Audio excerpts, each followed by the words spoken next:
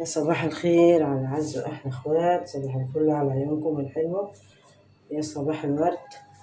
السلام عليكم ورحمة الله وبركاته. اللهم صل وسلم وبارك على سيدنا محمد وعلى آله وأصحابه أجمعين.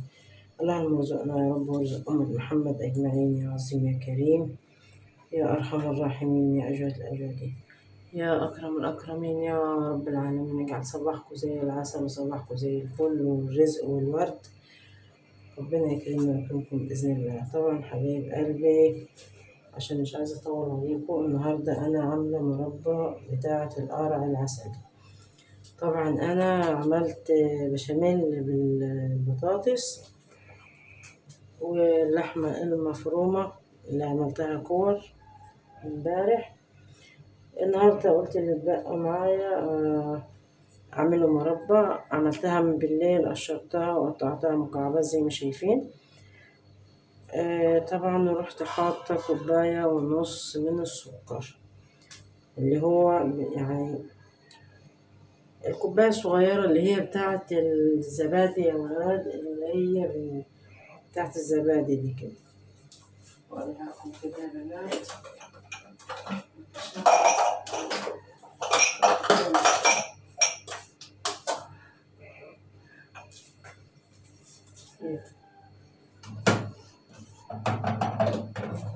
طبعا بالكوباية دي اللي هي ايه بتاعة الزبادي الصغيرة، علشان الكمية مش كبيرة قوي، عشان كنت احط اللي هو المج بتاع الشاي ده، لا لقيتها هتبقى مسكرة قوي.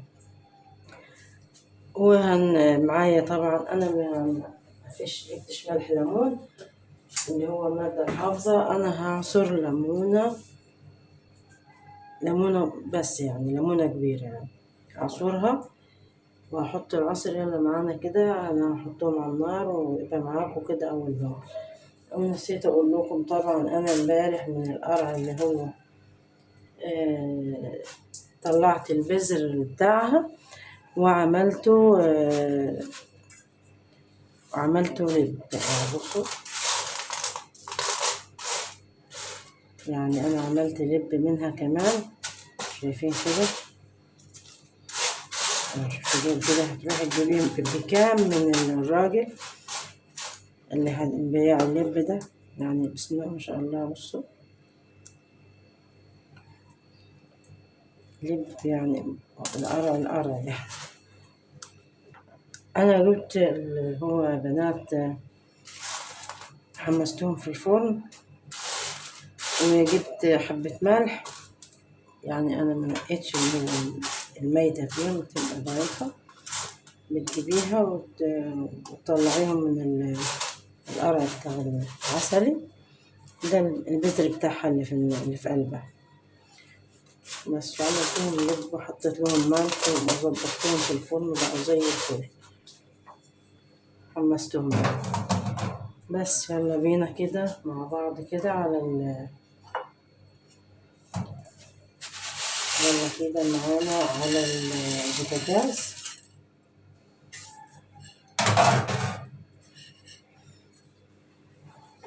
يلا بينا كده على البوتاجاز حبايبي، عشان تعملوا البذر. يعني يا بنات هتطلعوا البذر، بعد كده هتسيبيه ينشف تحت المروحة من المية بتاعته. بعد كده تروح حطها في الفرن بعد ما ينشف، وتحطي عليه بعد ما يطلع نطرة ملح كده ونطرة مية بسيطة وهو سخن بس، وتسيبيه كده في الفرن برضو يروح ناشف زي ما شايفين كده.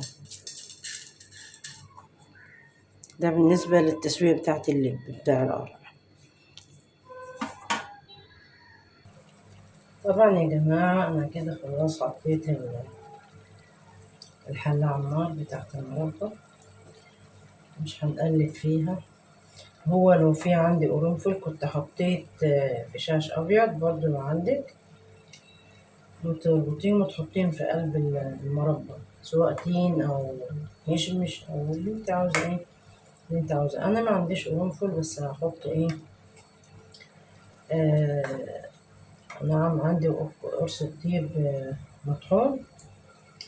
هحط يعني بص نطرة صغيرة كده خالص، بس مش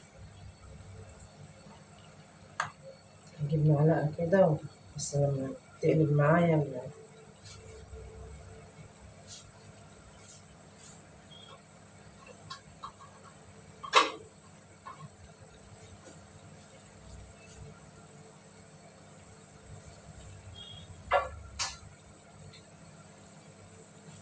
السلة كده معايا في الليل.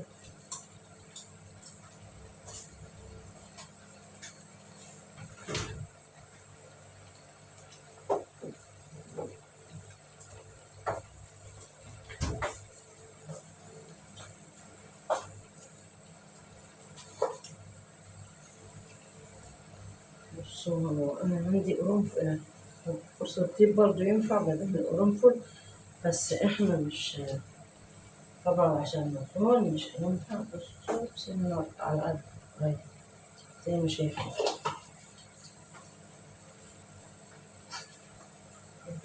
نحطها كده في وسطهم بس تدي ريحة بس مش أكتر. ومع الليمونة اللي هي المادة الحافظة وبس كده.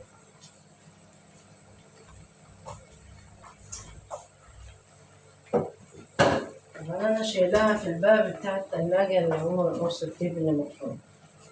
يعني انت لو هيقعد معاكي سنة لو تعمليه وتجيبي كمية وتحطيها في الباب، تشيليها يعني تطلعي وتحطيها مكانها لما تعوزي منها، تشيليها في الباب برضه بتاع التلاجة تقعد معاكي لو سنة. أنا جايباها يمكن بقالها بتاع أكتر من كام شهر.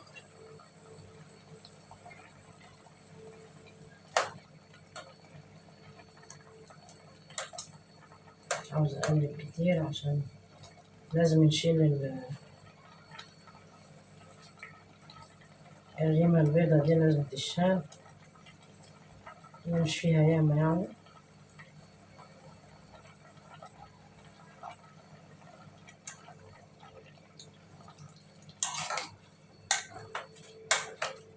وبعد ما تستوى تجيبي الهاند بلندر بتاعك وتروحي ضرباهم نص ضربة كده، مش هيفضلوا زي ما هما كده مكعبات، طبعا النار هتهريهم.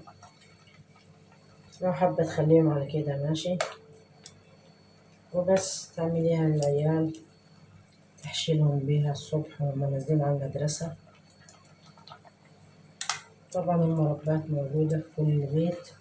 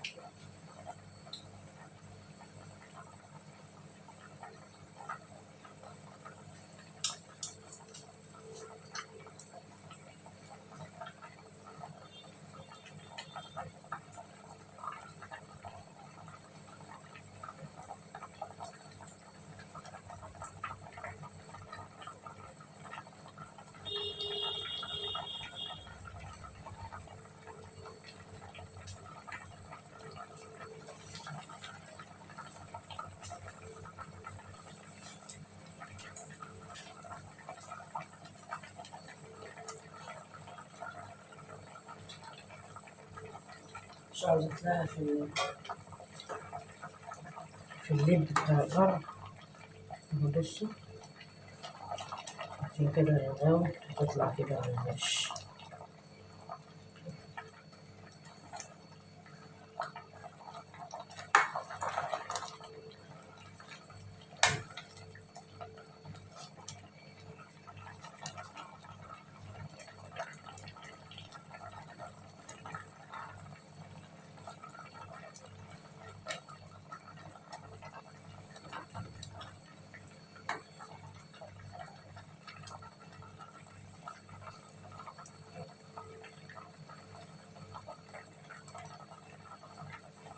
بس هي ما فيهاش القرع العسلي، ما فيهوش ايه رغاوي زي المربى بتاعت التين.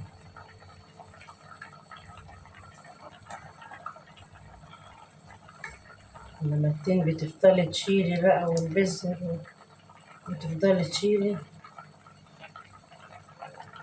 العسل بصوا مفيهوش ايه، مفيهوش رغاوة زي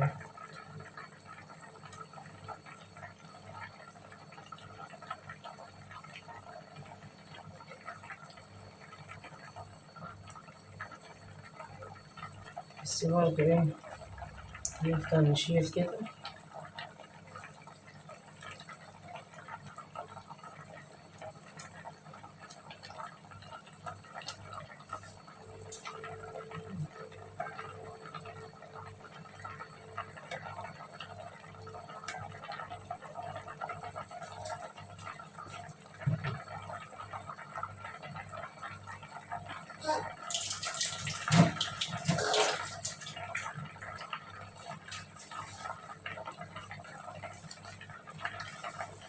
ما تحطيش تنشفيها برضه المنديل قبل ما تحطيها تاني. أنا اخترت دي علشان لأن مش هتلسعني المعلقة الصغيرة، وفي نفس الوقت المعلقة مش كل شوية هتغسليها وتطلعي واحدة تاني. بس دي كده ايه أفضل وأحسن من المعلقة اللي هي الكبشة الصغيرة دي.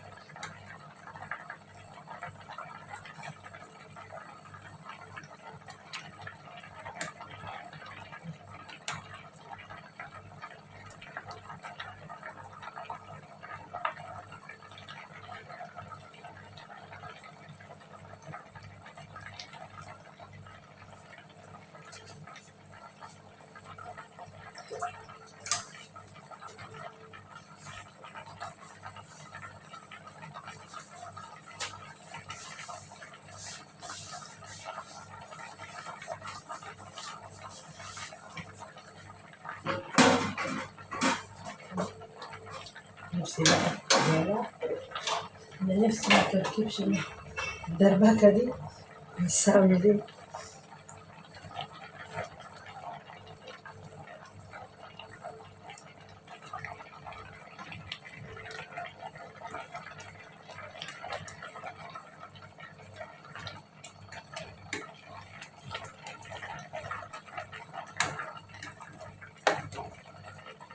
كده إيه خلاص كده مفيش أي رغاوة تاني ولا أي ريم هيطلع منها.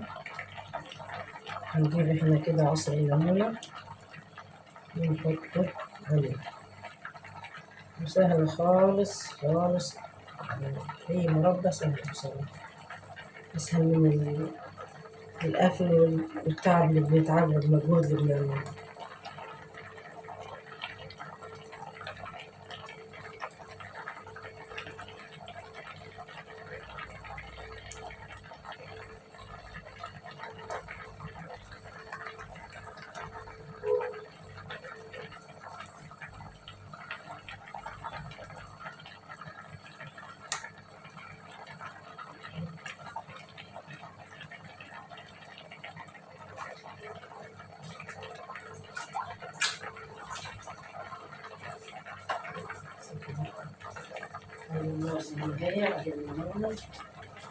عشان بس ايه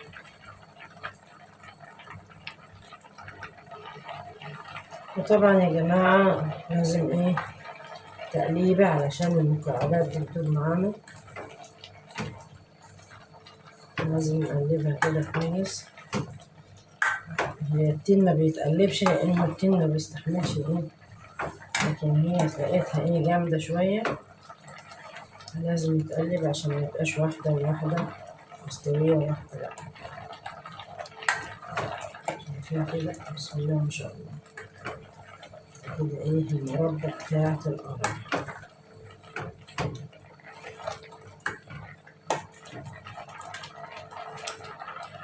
نبدأ نشيل برضه، نبدأ نشيل معانا الريمة اللي بتطلع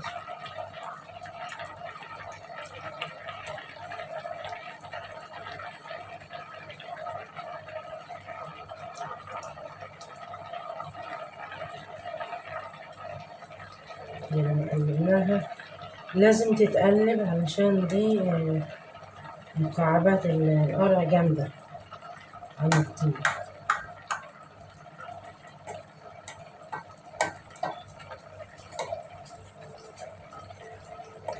بحاول اجيبها في النص كده عشان اخدهم بالمرة.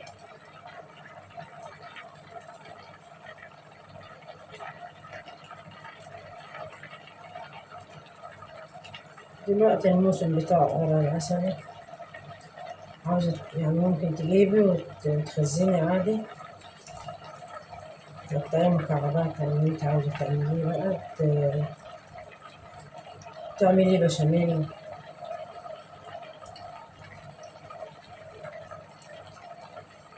تعملي برضو مهلبية، تضيفي عليه نشا وتعمليه مهلبية برضو، هي ماشي يعني. القرع العسل جميل يعني، حلو مش وحش.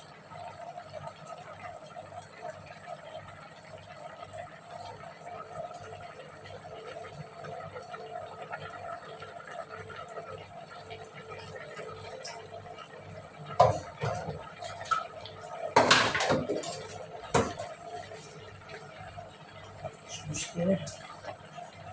هنا وقعت دلوقتي القانون ب5 جنيه ورخيص ما شاء الله.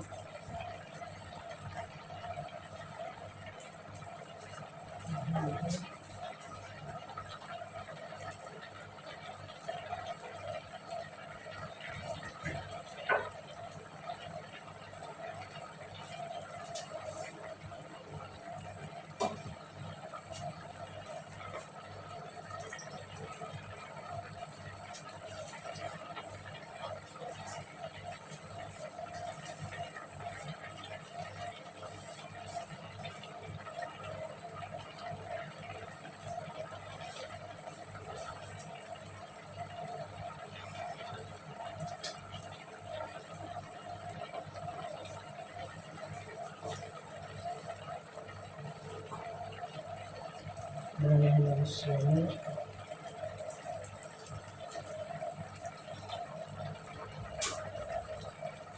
وادي النص التاني كده. ايه، هسمى ليمونة عليها تعتبر المادة الحافظة بتاعتها.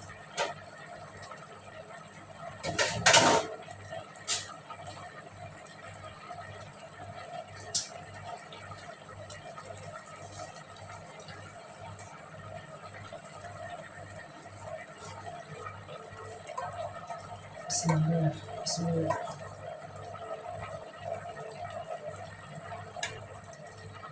برضه تعمل تقليبة كده صغيرة كده. خلاص كده قربت على السوا.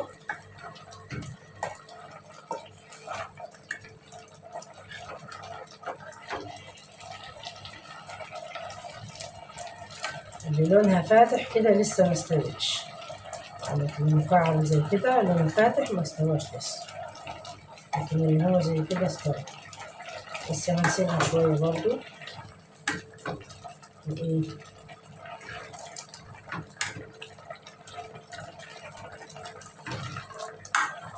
قلبتها كده عشان الليمونة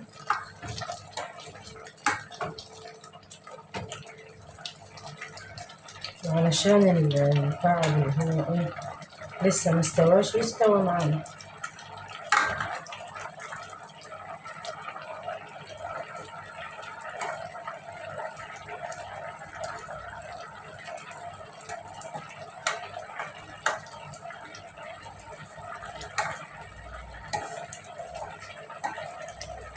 بس كده ما فيهاش ايه اي حاجة تاني، ما فيهاش رغاوي اللي هي اللي بتشوفوها دي اللي بشيلها، ما فيهاش تاني خلاص.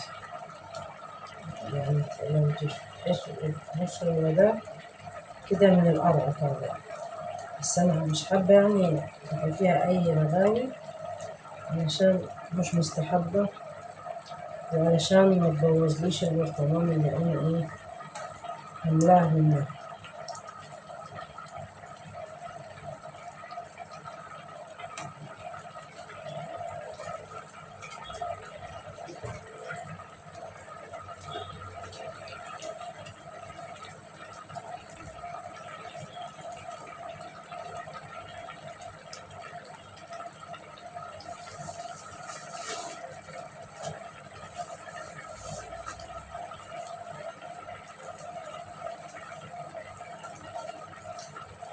أنا بنشفها بنات زي ما شايفين كده حبايب.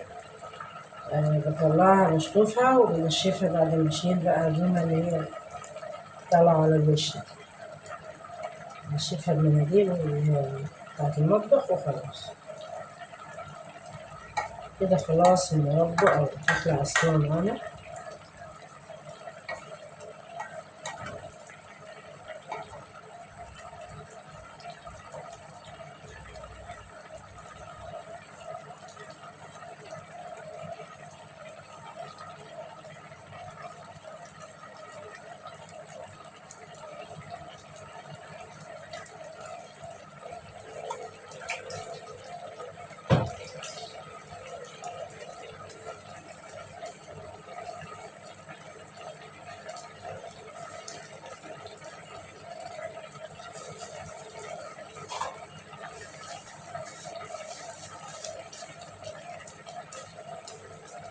برضه لسه فيها.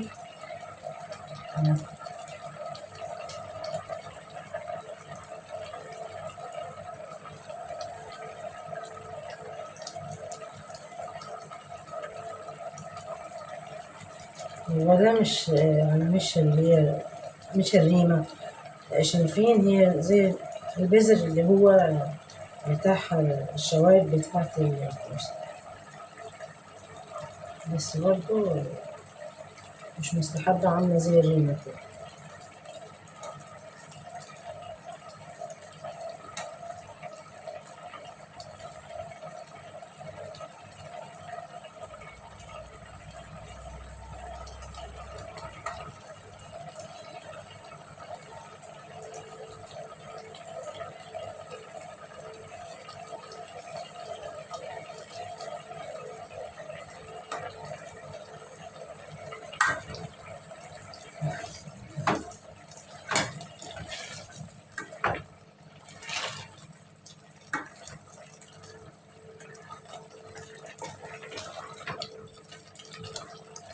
كده هتجيب لوحدها هتعوز هاند بلندر ولا غير.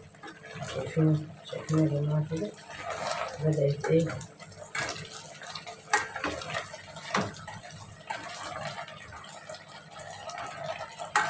تطلع.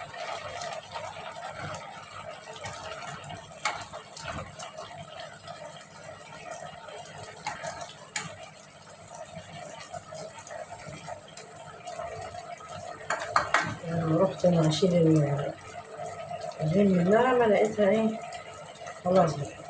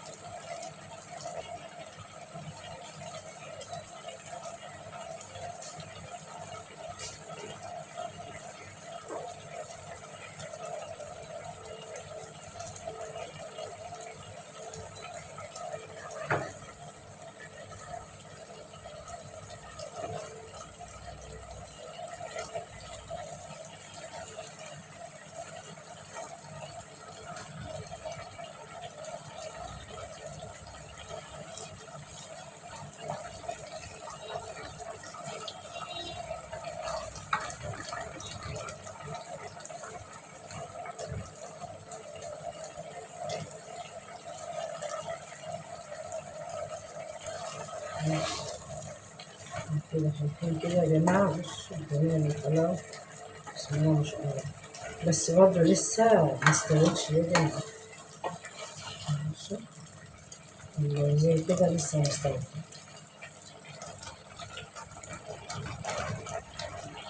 لما تروح زي كده خالص تبقى كده استوت، لكن هي طالما فيها مكعب لسه يبقى لسه مستوت. خلص كده يا جماعة معاكم.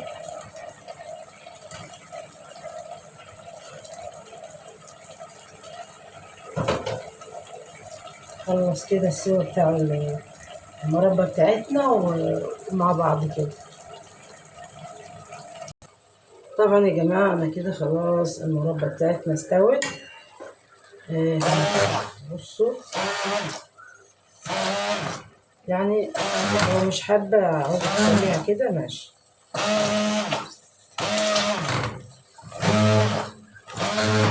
أنا لقيتها إيه لقيتها جامدة شوية، بس هي استوت يعني. أنا لقيتها المكعبات زي ما هي، أنا حابة أخليها إيه وسط، ولا ناعمة قوي ولا إيه.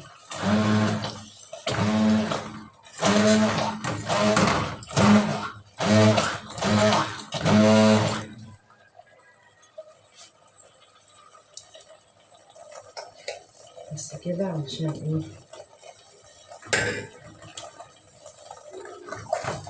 شايفين كده اهي. هي يا بنات دي كده المربى بتاعتنا جهزت مية مية. معلش التلفزيون شغال، محمد جه شغل التلفزيون، فأنا عاوز أخلص عشان الدوشة. بس كده يعني هي من نص الواحدة اللي أنا جبتها.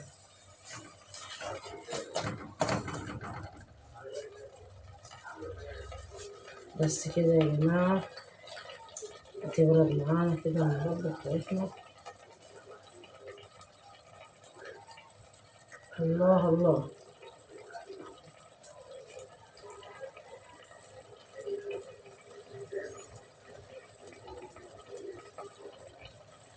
أنا سايباها على النار عشان تبقى إيه السوا بتاعها مية مية.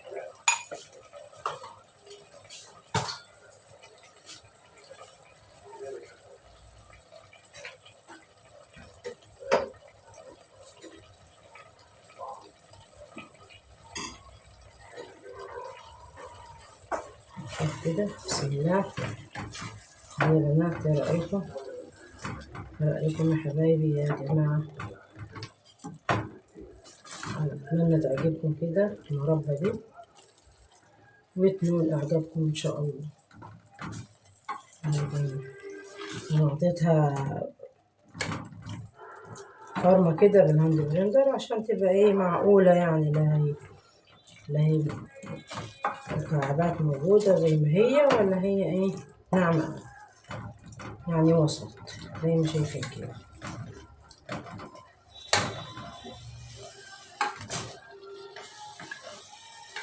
ايه رأيكم؟ ايه رأيكم يا جماعة؟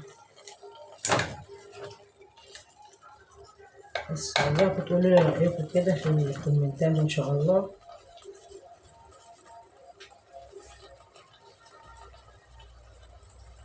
يعني هي بصوا بسم الله ما شاء الله يعني ايه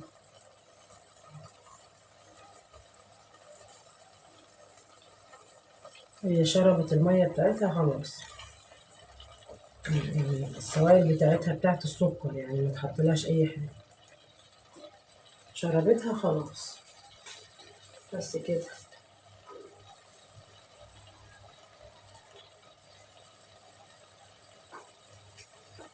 يلا بينا كده خلاص. افصل عنها كده انا وايه تبرد واعملها في البرطمانات كده معايا.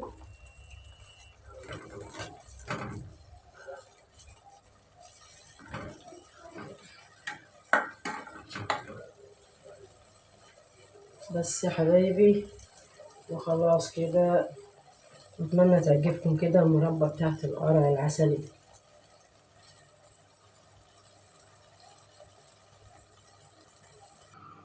طبعا يا جماعة احنا خلاص خلينا المربى بتاعتنا ايه جهزت.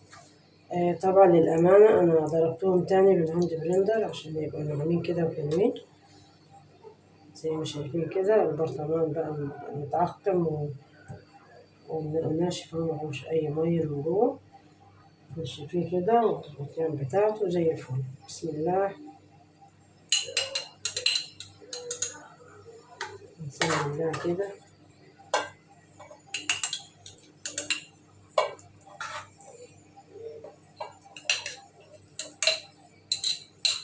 ممكن بس هو نزل المية بتاعتها تاني في البرطمان، يعني نحط في التلاجة كده وتقعد.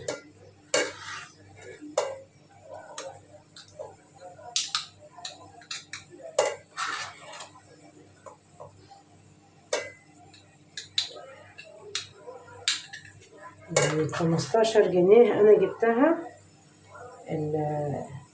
وحدة القرع العسلي، 15 جنيه. تمام، زي ما شايفين كده دايب اهي.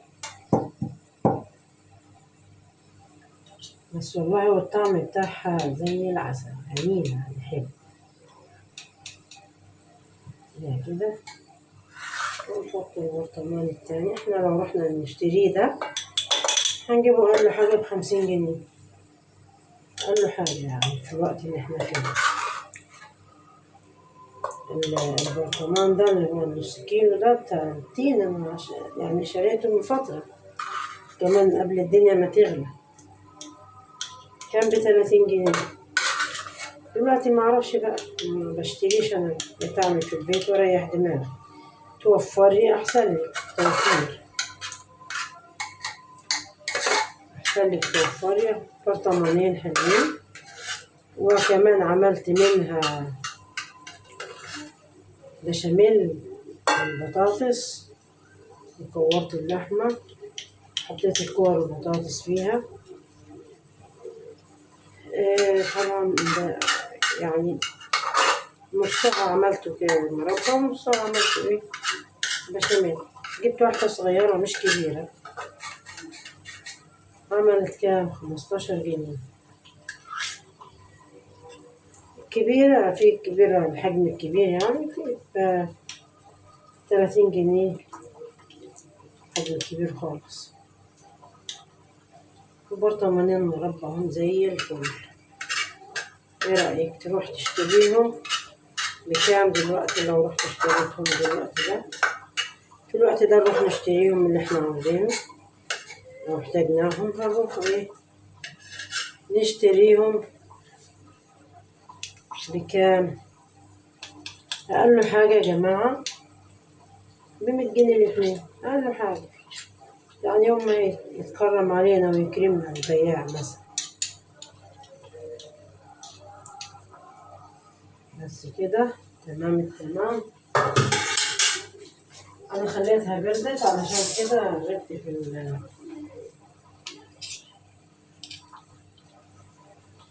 نسويها كده بالمعلقة برضو.